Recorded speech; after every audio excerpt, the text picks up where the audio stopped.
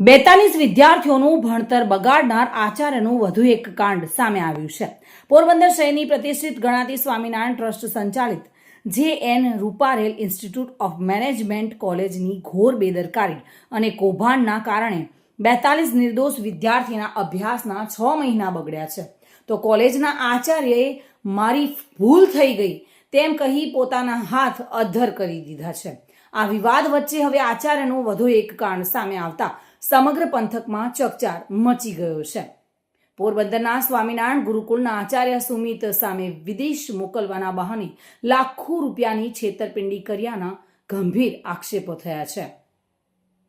રાણાવાવના જાણીતા cosmetic dental surgeon doctor Dharmadev Hiteshkumar જોશીએ આ મામલે કોર્ટમાં ફરિયાદ દાખલ કરી છે અને ગઈકાલે સોગંદનામું પણ થઈ ગયું છે.